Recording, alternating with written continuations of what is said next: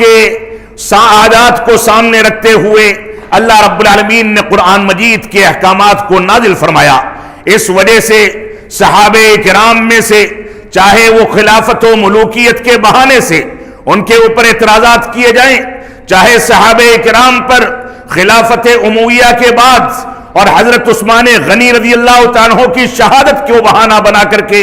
حضرت علی رضی اللہ تعالیٰ عنہ، امیر معاویہ رضی اللہ تعالیٰ عنہ یا دوسرے صحابہ کرام پر غلط روایتوں کی بنیاد پر اعتراضات کیے جائیں، یہ کچھ بھی قابل اعتماد بھی نہیں ہے اور قابل برداشت بھی نہیں ہے۔ ہمارے ایمان کا حصہ ہے، ہمارے ایمان کا مضبوط حصہ ہے کہ صحابہ کرام سارے کے سارے عدول تھے، قابل اعتماد تھے، قابل احترام تھے، سب کی اپنی اپنی عظمت اور اپنی اپنی فضیلت ہے۔ ان کے اوپر انگلیاں اٹھانے والے،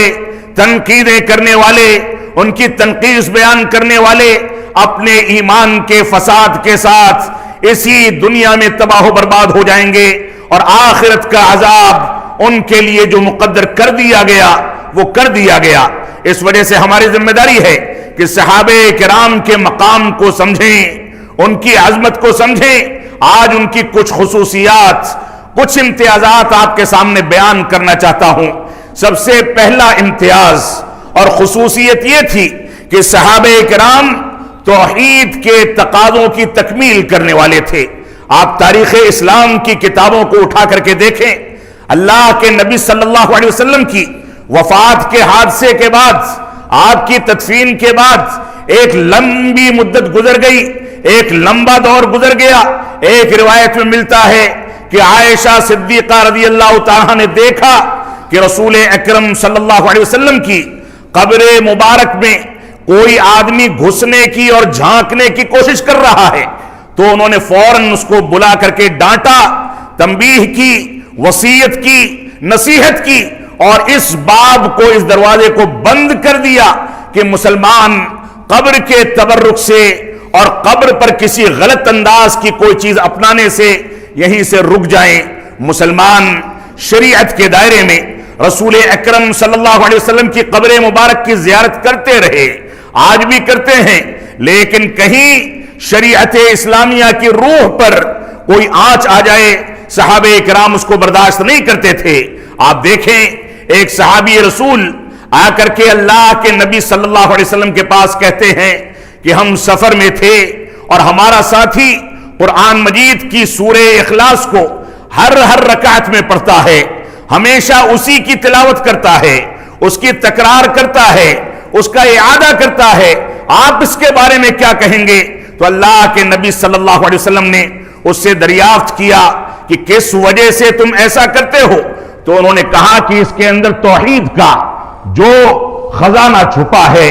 توحید کی جو تعلیم دے رکھی ہے اللہ رب العالمین نے، جو 1/3 قرآن کے برابر ہے، میں چاہتا ہوں کہ اس کو بار بار بیان کروں۔ یہ صحابہ کرام کی توحید سے الفت تھی، اس سے محبت تھی، اور صحابہ کرام اس سے ہمیشہ چمٹے رہا کرتے تھے۔ آپ دیکھیں بلال حبشی رضی اللہ تعالیٰ عنہ، جو کہ حبشی غلام تھے، کالی کلوٹے تھے، اللہ کے نبی صلی اللہ علیہ وسلم پر ایمان لانے نے اور ایمان میں سبقت کرنے اور اس پر اذیتوں کو برداشت کرنے کے نتیجے میں اتنا اونچا مقام رب کائنات نے ان کو دیا کہ اللہ کے نبی صلی اللہ علیہ وسلم فرماتے ہیں بلال حبشی سے کہ بلال، تم کون سا ایسا عمل کرتے ہو کہ جب مجھ کو معراج کے موقع سے جنت کی سیر کرائی گئی تو میں کیا دیکھتا ہوں کہ میں جب چلتا ہوں تو بلال حبشی کے کھڑاؤں کی آواز مجھ سے آگے آگے چلتی ہے، میں سنتا ہوں کہ بلال حبشی مجھ سے آگے چل رہے ہیں۔ تو وہ رونے لگے، بلکنے لگے، اور اللہ کے نبی صلی اللہ علیہ وسلم سے فرمایا کہ میں تحیت الوضو، یعنی وضو کرنے کے بعد 2 رکعت کی پابندی ہمیشہ کرتا ہوں، یہی پسند ہے رب کائنات کو، شاید اسی وجہ سے میرا یہ مقام رکھا گیا۔ یہ بلال حبشی جن کے بارے میں مورخین لکھتے ہیں کہ ان کے آقاؤں نے، مکہ کے اوباشوں نے ان کے پیروں میں بیڑیاں ڈال دیں، ان کو ریت پر، چٹان پر گھسیٹتے تھے اور ان سے کہتے تھے کہ اپنے حبیب کے اوپر جو ایمان لائے ہو اس سے انکار کر دو، اس کا انکار کر دو، اس کو جھٹلا دو، اسلام سے پھر جاؤ، اسلام سے مرتد ہو جاؤ۔ وہ جتنا زد و کوب کرتے تھے، جتنی اذیت پہنچاتے تھے، اتنا زیادہ یہ توحید کے نعرے کو بلند کرتے ہوئے احد